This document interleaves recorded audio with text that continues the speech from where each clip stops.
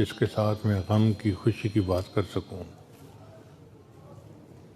شریعت نے کہا کہ اس بچے کو نکاح کر کے شادی کر دو۔ چنانچہ 4 باتیں سنن المرسلین ہیں، سارے رسولوں کی سنت ہیں۔ پہلی بات کہ جتنے انبیاء بھی تشریف لائے وہ سب کے سب مسواک کرتے تھے، کوئی نبی بھی ایسے نہیں کہ جنہوں نے مسواک نہ کی ہو۔ السواک۔ دوسرا کام التعطر، جتنے بھی رسول آئے سب خوشبو استعمال کرتے تھے، کوئی بھی نبی ایسے نہیں کہ جو ملنگ ٹائپ ہوں، گندے رہتے ہوں، نہاتے نہ ہوں، غیر ضروری بال جسم کے بڑے ہوئے، ایسے ایک نبی بھی ایسے نہیں آئے۔ انبیاء نے صفائی کو پسند کیا، بلکہ نبی علیہ السلام نے تو فرمایا النظافۃ من الایمان، صفائی آدھا ایمان ہے، نصف الایمان کہا گیا۔ اور تیسرا فرمایا کہ جتنے بھی انبیاء آئے سب کے سب الحیا، انہوں نے حیا کی تعلیم دی۔ کوئی رسول ایسے نہیں کہ جنہوں نے بے حیائی کو جائز قرار دیا۔ یہ رسولوں کی سنت ہے، مسواک کرنا اور خوشبو استعمال کرنا، نکاح کرنا اور حیا والی زندگی گزارنا۔ چنانچہ نبی علیہ السلام نے فرمایا النکاح نصف الایمان، نکاح آدھا ایمان ہے۔ حدیث مبارکہ میں آتا ہے کہ کنوارا بندہ نماز پڑھتا ہے تو ایک نماز پڑھنے پر ایک نماز کا ثواب ملتا ہے، شادی شدہ بندہ نماز پڑھتا ہے تو ایک نماز پر اللہ 21 نمازوں کا ثواب عطا فرماتے ہیں۔ اللہ نے ثواب اس لیے بڑھا دیا کہ اب اس بندے کے اوپر حقوق العباد بھی ہیں اور حقوق اللہ بھی ہیں۔ جب یہ حقوق العباد کو پورا کرنے کے بعد پھر حقوق اللہ کو پورا کرتا ہے، اللہ حقوق اللہ کا درجہ بڑھا دیتے ہیں، ریٹ بڑھا دیتے ہیں۔ چنانچہ نبی علیہ السلام نے رہبری فرمائی کہ لوگ اپنے لیے بیوی کو 4 وجوہات سے پسند کرتے ہیں۔ سب سے پہلی وجہ اس کے حسن و جمال کی وجہ سے۔ یقینی بات ہے رشتے میں حسن و جمال کو دیکھنا چاہیے، مگر صرف اسی کے اوپر ریجھ جانا اور ضد کرنا کہ جی بس مجھے تو فلاں سے شادی کرنی ہے، یہ کوئی اچھی چیز نہیں ہے۔ آج جو بندہ گلفام ہوتا ہے، چند دن کے بعد، چند سال کے بعد وہی چھوارے والی شکل بنی ہوتی ہے۔ تو یہ ظاہری شکل و صورت کی خوبصورتی پائیدار نہیں ہوتی۔ شاعر نے کہا حسن صورت چند روزہ، حسن سیرت مستقل۔ حسن صورت چند روزہ، حسن سیرت مستقل، اس سے خوش ہوتی ہیں آنکھیں، اس سے خوش ہوتا ہے دل۔ تو ظاہری حسن جمال سے آنکھیں خوش ہوتی ہیں اور سیرت کے حسن و جمال سے انسان کا دل خوش ہوتا ہے۔ اس لیے صرف خوبصورتی کو کرائیٹیریا نہیں بنانا چاہیے۔ آج کل ہمارے پاس ایسے بہت سارے مسئلے آتے ہیں، لڑکا ضد کر لیتا ہے میں نے تو اسی لڑکی سے شادی کرنی ہے، چاہے وہ ان پڑھ ہو یا فسق و فجور میں پڑی ہوئی ہو، شکل پسند آ گئی جی میں نے یہیں شادی کرنی ہے۔ تو نبی صاحب نے فرمایا کہ حسن ظاہر کے اوپر نہ جاؤ بلکہ حسن باطن کو دیکھو۔ پھر دوسرا کرائیٹیریا ہوتا ہے کسی کے مال پیسے کو دیکھنا۔ آج کل نوجوان لڑکے اس چیز کو بہت دیکھتے ہیں کہ ایسی جگہ شادی کریں جہاں جہیز زیادہ ملے گا، گاڑی ملے گی، یہ ملے گا، وہ ملے گا۔ یہ مال جو ہے نا، یہ ڈھلتی چھاؤں ہے، اس پہ بھروسہ نہیں کرنا چاہیے۔ مال کا کیا بھروسہ، صبح انسان امیر ہوتا ہے، شام کو انسان فقیر ہوتا ہے۔ صبح انسان وزیر ہوتا ہے اور شام کو انسان اسیر ہوتا ہے۔ صبح کو وزیر اعظم، شام کو اسیر اعظم۔ صبح کو انسان صدر ہوتا ہے اور شام کے وقت ملک بدر ہوتا ہے۔ جو شاخ نازک پہ آشیانہ بنے گا ناپائیدار ہوگا۔ اس لیے مال و دولت کو بنیاد نہیں بنانا چاہیے۔ تیسری چیز ہے نسب اور خاندان کو دیکھنا چاہیے، مگر صرف اسی کو بنیاد بنا کے ضد کرنا کہ میں نے تو یہاں ہی شادی کرنی ہے، یہ بھی اچھا نہیں ہے۔ اگر لڑکی کی عادات اچھی نہ ہو بڑے خاندان کی تو کیا فائدہ، اونچی دکان پھیکا پکوان۔ چوتھی چیز ہے کہ لڑکی کی نیکی دینداری کو دیکھنا۔ تو نبی علیہ السلام نے فرمایا کہ تم اپنے لیے بیوی کو تلاش کرو نیکی اور دینداری کی وجہ سے، اس لیے کہ جو نیک اور دیندار بچی ہوگی وہ کل کو ایک اچھی بیوی بنے گی، ایک اچھی ماں بنے گی، گھر کی ایک اچھی فرد بن کے زندگی گزارے گی۔ آنچل بھی نہیں سر کا سنبھالا جاتا، جس سے آنچل بھی نہیں سر کا سنبھالا جاتا، اس سے کیا خاک تیرے گھر کی حفاظت ہوگی۔ جو دوپٹے کی تو حفاظت کر نہیں سکتی، وہ گھر کی کیا حفاظت کرے گی۔ اس لیے رشتوں کو تلاش کرنے میں سب سے پہلے دین کو دیکھنا چاہیے، اس کے بعد باقی چیزوں کو بھی دیکھنا چاہیے۔ دیکھیے اللہ کے پیارے حبیب صلی اللہ علیہ وسلم نے ہمیں کس حد تک رہبری فرمائی۔ چنانچہ دین کی بنیاد پہ جو رشتے ہوتے ہیں وہ پائیدار ہوتے ہیں۔ شریعت نے حکم دیا کہ جب شادی ہو جائے تو خیرکم خیرکم لأہلہ، تم میں سے سب سے بہتر وہ ہے جو اپنے اہل خانہ کے لیے بہتر ہے۔ یعنی انسان کا اندازہ اس کی تجارت سے نہیں لگائیں گے کہ بڑا اچھا بندہ ہے، اس کے دوستوں سے نہیں لگائیں گے، اس بات سے لگائیں گے کہ گھر والوں کے ساتھ اس کا برتاؤ کیسا ہے۔ اگر اچھا برتاؤ ہے، گھر والوں کے لیے باعث رحمت بنا ہوا ہے، تو وہ ایک اچھا انسان ہے، اور جو گھر والوں کے لیے اچھا نہیں وہ اچھا انسان ہی نہیں ہے۔ اور نبی صلی اللہ علیہ وسلم نے فرمایا انا خیرکم لأہلی، لوگوں میں تم میں سے سب سے زیادہ اپنے اہل خانہ کے لیے بہتر ہوں۔ چنانچہ شریعت یہ چاہتی ہے کہ جب شادی ہو جائے تو میاں بیوی خوب پیار محبت کی زندگی گزارے۔ اس لیے دین اسلام نے لو میرج کو پسند نہیں کیا، لو آفٹر میرج کو پسند کیا کہ شادی ہو گئی اب میاں بیوی جتنی محبت سے رہو اتنا ثواب ہے۔ یہاں تک حدیث مبارکہ میں آتا ہے کہ جب بیوی خاوند کو دیکھ کر مسکراتی ہے اور خاوند بیوی کو دیکھ کر مسکراتا ہے، اللہ تعالیٰ ان دونوں کو دیکھ کر مسکراتے ہیں۔ آپ بتائیے اللہ کو راضی کرنے کا اس سے اور آسان طریقہ کیا ہو سکتا ہے کہ جب بیوی خاوند کو دیکھ کر مسکراتی ہے اور خاوند بیوی کو دیکھ کر مسکراتا ہے، اللہ تعالیٰ ان دونوں کو دیکھ کر مسکراتے ہیں۔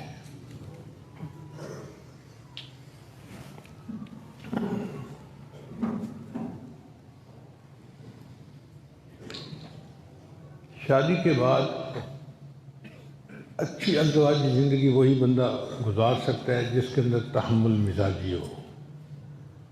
کئی لوگ ہوتے ہیں نا بڑی تیز طبیعت کے، ذرا ذرا سی بات پہ فوراً ریئیکٹ کرتے ہیں، انسٹنٹینیسلی ریئیکٹ کر رہے ہوتے ہیں، ان کی ازدواجی زندگی میں ہمیشہ مشکلات ہوتی ہیں۔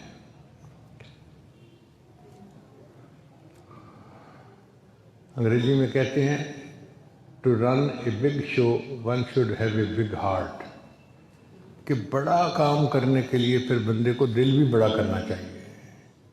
جو چاہتا ہے کہ میرا گھر آباد رہے، اس کو اپنا دل بڑا کرنا پڑے گا، تب اس کا گھر آباد رہے گا۔ چھوٹی چھوٹی باتوں پہ بیوی سے جھگڑا کر لینا اور لڑائی جھگڑے پہ آ جانا، یہ اچھی بات نہیں ہوتی۔ آج کل کا مشینی دور ہے، اور مشین جب ڈیزائن کی جاتی ہے نا تو اس کے پرزوں میں کلیئرنس ٹالرنس ہوتی ہے۔ شافٹ کا سائز اگر اتنا ہے تو بیرنگ کا سائز اتنا ہوگا، ان کے درمیان چند تھاؤزنڈ کا فرق ہوتا ہے، ایک نہیں ہوتا۔ اگر کلیئرنس زیرو ہو جائے تو مشین جام ہو جائے گی، چلے گی نہیں۔ تو کچھ نہ کچھ کلیئرنس رکھنی پڑتی ہے۔ اسی طرح ازدواجی زندگی کا بھی یہی معاملہ ہے کہ میاں بیوی کی اچھی زندگی تب گزرتی ہے جب ایک دوسرے کے لیے ان کے دلوں میں محبت ہو اور وہ ایک دوسرے کی چھوٹی چھوٹی غلطیوں کو نظر انداز کر دیں۔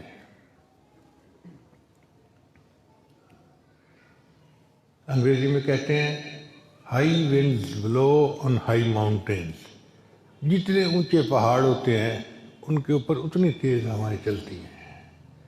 تو زندگی میں حالات اونچ نیچ ہوتی رہتی ہے، کبھی خوشی، کبھی غمی، کبھی صحت، کبھی بیماری۔ بعض لوگوں کو دیکھا ہے کہ وہ بالکل جو ہے نا وہ سخت مزاج کے ہوتے ہیں، گھر والوں کے لیے اذیت کا باعث بنتے ہیں۔ ایسا نہیں کرنا چاہیے۔ انسان اپنا دل بڑا رکھے، محبت پیار سے رہے اور کچھ مارجن رکھے۔ دیکھیں، ٹرینیں دو طرح کی ہوتی ہیں، ایک کو کہتے ہیں پیسنجر ٹرین۔ یہ پیسنجر ٹرین جب چلتی ہے نا، ہر چھوٹے بڑے اسٹیشن کے اوپر کھڑی ہوتی جاتی ہے، چنانچہ 3 دن کے بعد جا کے منزل پہ پہنچتی ہے۔ جو بزنس مین لوگ ہوتے ہیں وہ پیسنجر ٹرین پہ چلنا پسند نہیں کرتے، وہ چاہتے ہیں کہ ہم ایکسپریس ٹرین پہ چلیں۔ کیوں؟ کہ ایکسپریس ٹرین تیزی سے چلتی ہے، چھوٹے چھوٹے اسٹیشنوں پہ تو کھڑی نہیں ہوتی۔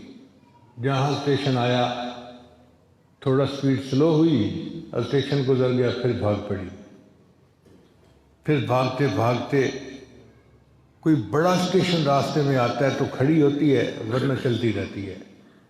کم وقت میں منزل پہنچاتی ہے، لوگ زیادہ قیمت دے کے اس ایکسپریس ٹرین کے اوپر سفر کرنا پسند کرتے ہیں۔ انسان کی زندگی کی مثال بھی اسی طرح ہی ہے۔ بعض لوگوں کی ازدواجی زندگی ہوتی ہے پیسنجر ٹرین کی طرح، چھوٹی چھوٹی باتوں پہ میاں بیوی کے درمیان جھگڑا، تو نے مجھے کھانا گرم نہیں دیا، اس پہ جھگڑا، میں نے کہا تھا کپڑے تیار کر دینا، اس میں 2 منٹ دیر کیوں ہو گئی، اس پہ جھگڑا۔ تو یہ معمولی باتیں ہیں، ان کی اصلاح بھی کرنی ہو تو پیار محبت سے کرنی چاہیے، سختی کرنے کی کیا ضرورت ہے۔ ان کی ازدواجی زندگی کی ٹرین اچھی نہیں ہے، ذرا سی بات ہوئی آپس میں بولنا چھوڑ دیا، اب ان کی گاڑی کھڑی ہے ازدواجی زندگی والی۔ اور جو عقل مند لوگ ہوتے ہیں ان کی زندگی میں اگر کوئی ایسا مسئلہ بنتا بھی ہے تو تھوڑی دیر کے لیے رنجش ہوئی اور پھر آپس میں محبت پیار سے رہنا شروع کر دیتے ہیں۔ اللہ ایسے لوگوں سے زیادہ راضی ہوتے ہیں جو اپنے مقصد زندگی کو سامنے رکھ کے اپنی زندگی کو گزار رہے ہوتے ہیں۔ اس لیے فوربیئرنس کہتے ہیں تحمل مزاجی کو۔ خامن کے اندر تحمل مزاجی کا ہونا انتہائی ضروری ہے۔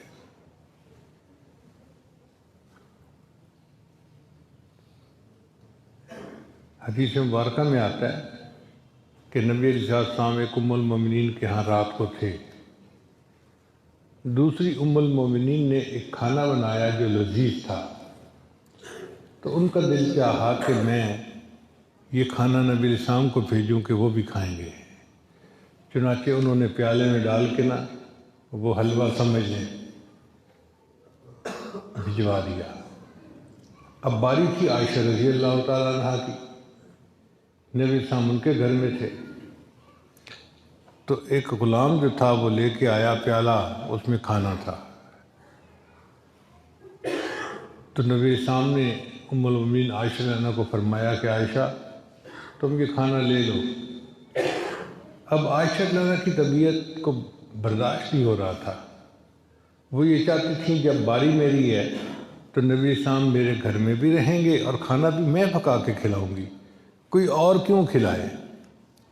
چنانچہ انہوں نے ادھورے من سے جو پیالہ پکڑا تو نیچے گر کے ٹوٹ گیا۔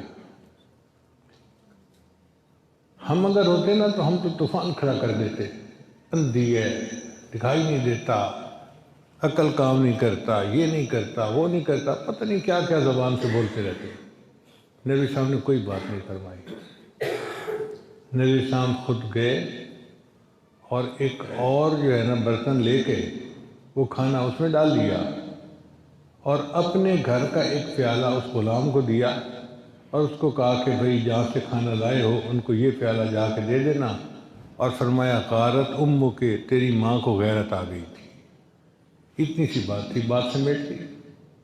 بھئی عورتیں ہیں، خاوند کے معاملے میں غیرت آ جاتی ہے، تو اس لیے تحمل مزاجی کا ہونا انتہائی ضروری ہے۔ اس سے بڑے بڑے مسئلے سلجھ جاتے ہیں اور انسان خوشیوں بھری زندگی گزارتا ہے۔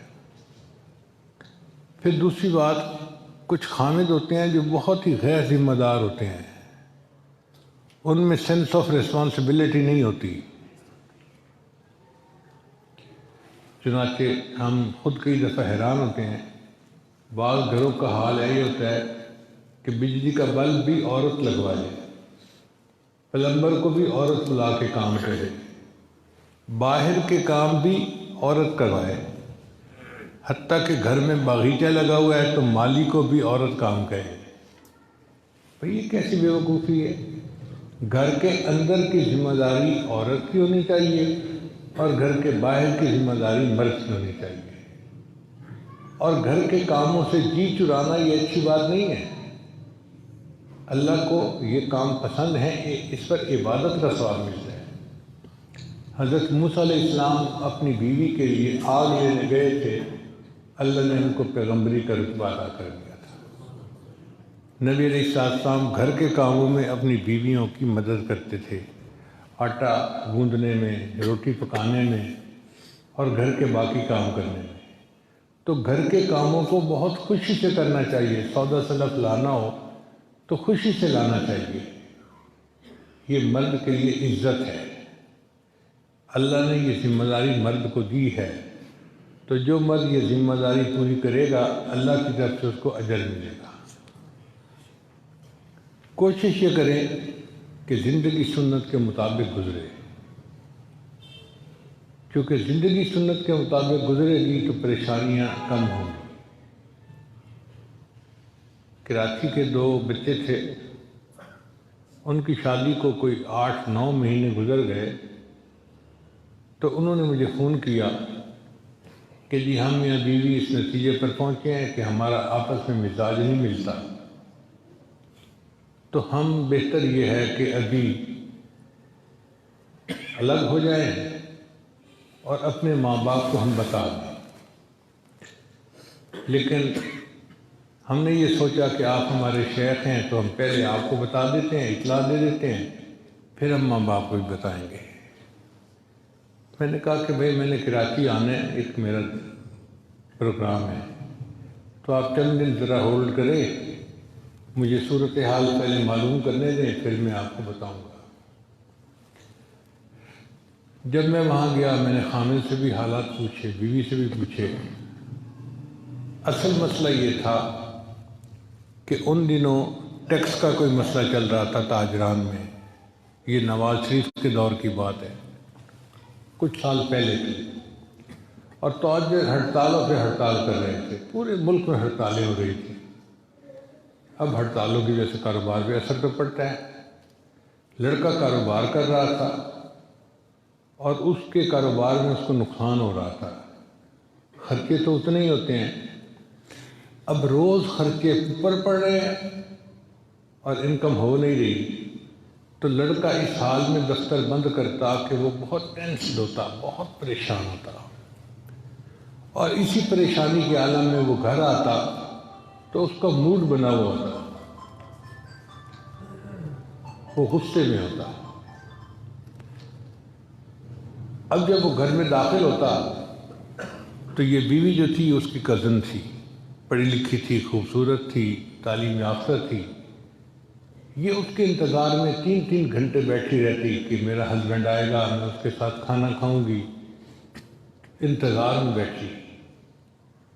اب خامد آتا تو خامد کا منہ بنا ہوا ہوتا، تو بیوی سمجھتی کہ خامد کو میرے اندر کوئی انٹرسٹ ہی نہیں ہے، اس کو بھی غصہ آتا، میں اس کی کزن بھی ہوں، تعلیم یافتہ بھی ہوں، خوبصورت بھی ہوں، میرے اندر کیا کمی ہے کہ یہ مجھ سے محبت پیار کی بات نہیں کرتا، یہ منہ بنا کے آ جاتا ہے، شکل بنا کے آ جاتا ہے۔ تو خامد بھی غصے میں اور بیوی بھی غصے میں، تکرار شروع ہو جاتی، اور اتنی تکرار ہوتی کہ میاں بیوی دونوں اس نتیجے پر پہنچے اب ہمیں جدائی اختیار کر لینی چاہیے، طلاق ہو جانی چاہیے۔ خیر میں نے ان کی بات سن کے لڑکے کو سمجھایا، دیکھو آپ کا کاروبار چلتا ہے یا نہیں چلتا، اس میں بیوی کا تو قصور کوئی نہیں نا، یہ تو اللہ کی طرف سے ہے معاملہ۔ بیوی بیچاری گھر بیٹھی ہے، اس کو کیا قصور کہ تمہارے پاس کوئی گاہک نہیں آیا یا تمہارا پروڈکٹ نہیں بچا۔ آپ جب اپنے دفتر کو بند کیا کریں نا تو دفتر کے جتنے غم ہیں ان کو اندر دفتر میں رکھ کے تالا لگا دیا کرو، اور گھر آیا کرو تو فریش چہرے کے ساتھ آیا کرو۔ ویسے بھی نبی علیہ السلام کی سنت مبارکہ ہے، عائشہ رضی اللہ عنہا فرماتی ہیں کہ نبی علیہ السلام جب بھی گھر تشریف لاتے تھے مسکراتے چہرے کے ساتھ آیا کرتے تھے اور اہل خانہ کو سلام کیا کرتے تھے۔ میں نے کہا کہ بھئی آپ خامد ہو تو آپ کو اس سنت پر عمل کرنا چاہیے۔ اس نے کہا جی میں ضرور اس سنت پر عمل کروں گا۔ پھر میں نے بیوی کو سمجھایا کہ دیکھو ہمارے اکابر کی بیویاں جب ہسبینڈ گھر آتا تھا نا تو اس کا استقبال کرتی تھی دروازے پہ جا کے۔ تم گھر میں کسی کام میں مصروف ہو، اس کام کو چھوڑ دو، جب پتہ چلے کہ ہسبینڈ آیا ہے تو باہر کے دروازے تک آؤ اور ہسبینڈ کو مسکرا کے استقبال کرو۔ اس نے کہا جی میں اس پر عمل کروں گی۔ لو جی اب حامد بھی مسکراتے چہرے کے ساتھ آتا اور استقبال کرتی تو پورے گھر میں مسکراہٹیں ہی پھیل جاتی۔ ایک مہینے کے بعد انہوں نے مجھے فون کیا کہ حضرت ہم نے ایک مہینہ ایسے گزارا ہے جیسے ہنی مون کا مہینہ ہوتا ہے، اور ہم اس نتیجے پر پہنچے ہیں کہ ہم سے بہتر جوڑا تو کوئی کپل ہو ہی نہیں سکتا۔ جو گھر ٹوٹ رہا تھا وہ نبی علیہ السلام کی ایک سنت پر عمل کرنے سے آباد ہو گیا۔ اگر ایک سنت ٹوٹتے گھر کو آباد کر سکتی ہے تو اگر کوئی بندہ ساری سنتوں پر عمل کرے گا تو اس کا گھر کیوں نہیں آباد ہوگا۔ اس لیے کوشش یہ ہونی چاہیے کہ ہر کام سنت کے مطابق ہو تاکہ ازواجی زندگی کامیابی کے ساتھ گزرے۔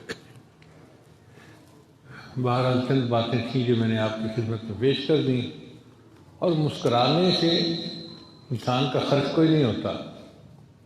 انگریزی میں کہتے ہیں اسمائل از اے کرو وچ سیٹس ایوری تھنگ اسٹریٹ، کہ اسمائل ایک ایسا کرو ہے کہ جو ہر چیز کو سیدھا کر دیتی ہے، سارے معاملات کو سیدھا کر دیتی ہے۔ تو مسکرانے سے کام سیدھے ہو جاتے ہیں، الجھے کام سلجھ جاتے ہیں، اور میاں بیوی ایک دوسرے کے اور قریب ہو جاتے ہیں۔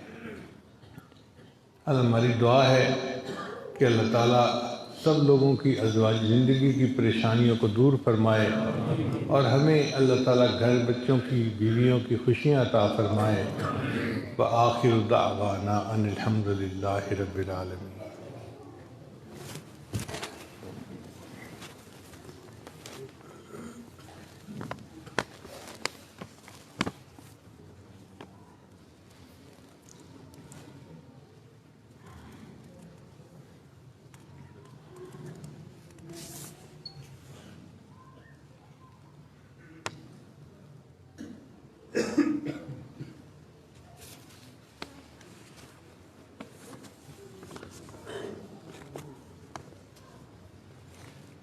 یہ پہلا نکاح ہے محمد صدیقی کا، جو بیٹے ہیں حضرت خواجہ عبدالمالک صدیقی دامت برکاتہم کے۔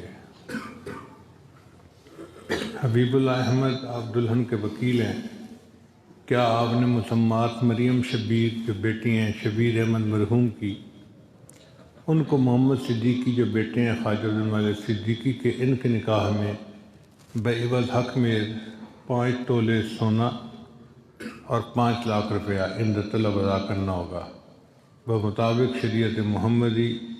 سامنے ان شرعی گواہوں کے آپ نے بچی کو ان کے نکاح میں پیش کیا۔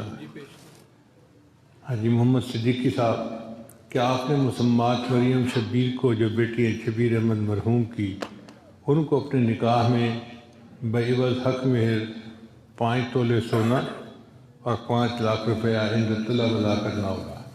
بمطابق شریعت محمدی سامنے شرگاہوں کے آپ نے بچی کو اپنے نکاح میں قبول کیا؟ بارک اللہ لک و بارک علیک و جمع بینکما فی خیر۔ تنویر احمد صاحب کون ہیں؟ تنویر احمد صاحب، کیا آپ نے مسمات عفت جاوید کو، جو بیٹی ہیں جاوید احمد صاحب کی، عبد المنعم جو ارشاد صاحب کے بیٹے ہیں، ان کے نکاح میں بعوض حق میں 10,000 روپیہ بمطابق شریعت محمدی سامنے شرگاہوں کے آپ نے بچی کو ان کے نکاح میں پیش کیا؟ ہاں جی، عبد المنعم صاحب کون ہیں؟ جی عبد المنعم صاحب، کیا آپ نے مسمات عفت جاوید کو، جو بیٹی ہے جاوید احمد صاحب کی، اپنے نکاح میں بعوض حق میں 10,000 روپیہ بمطابق شریعت محمدی سامنے شرگاہوں کے آپ نے بچی کو اپنے نکاح میں قبول کیا؟ بارک اللہ لک و بارک علیک و جمع بینکما فی خیر۔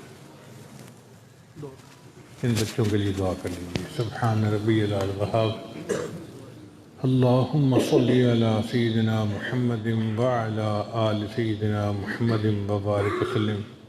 اے رب کریم، جن بچوں کا نکاح ہوا ان کو اللہ اس نکاح کو دونوں طرف کے والدین کے لیے خوشیوں کا سبب بنا، دونوں طرف کے خاندانوں کے لیے عزتوں کا سبب بنا۔ اے اللہ، ان بچوں کے رزق میں برکت عطا فرما، ان کے دین میں برکت عطا فرما، ان کے کاموں میں برکت عطا فرما۔ اے اللہ، ان کو بری نظر سے محفوظ فرما، برے اثر سے محفوظ فرما، جادو ٹونے سے محفوظ فرما، حاسدوں کے حسد سے محفوظ فرما، اپنی رحمتوں کی پشت پناہی نصیب فرما۔ اے اللہ، ان بچوں کو نظر بد سے محفوظ فرما۔ اے اللہ، ہر قسم کے اثرات سے محفوظ فرما، اپنی مدد اپنی نصرت ان کے شامل حال فرما۔ اے اللہ، زوجین کو ایک دوسرے کی قدردانی کی توفیق عطا فرما۔ پروردگار عالم، جو محبتیں آپ نے عالم علیہ السلام اور اماں حوا کے دل میں عطا فرمائیں، ویسی محبتیں ان کے بھی دل میں عطا فرما۔ جو محبتیں آپ نے ابراہیم علیہ السلام اور اماں حاجرہ کے دل میں عطا فرمائیں، اللہ ویسی محبتیں ان کے بھی دل میں عطا فرما۔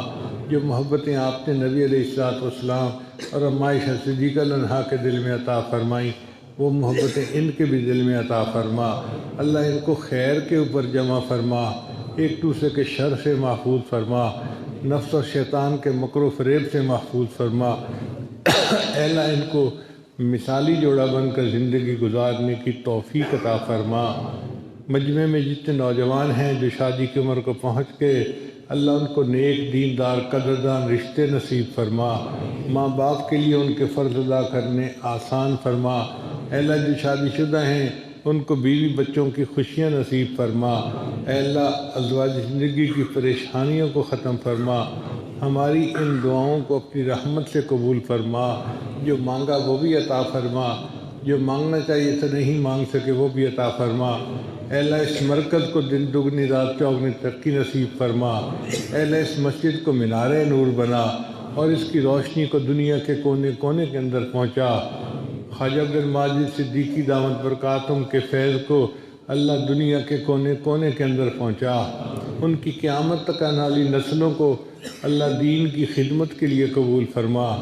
اللہ، خواجہ محمد صدیقی کو نیکیوں بھری تقوی بھری زندگی نصیب فرما۔ اے اللہ، ان کے سر پر جو ذمہ داریاں عائد ہو رہی ہیں، ان ذمہ داریوں کو کما حق کہو نبھانے کی توفیق عطا فرما۔ ہماری ان دعاؤں کو اپنی رحمت سے قبول فرما۔ جو مانگا وہ بھی عطا فرما، جو مانگنا چاہیے تھا نہیں مانگ سکے وہ بھی عطا فرما۔ صلی اللہ تعالی علی حبیبہ سیدنا محمد و آلہ و اصحابہ اجمعین برحمتک یا ارحم الراحمین۔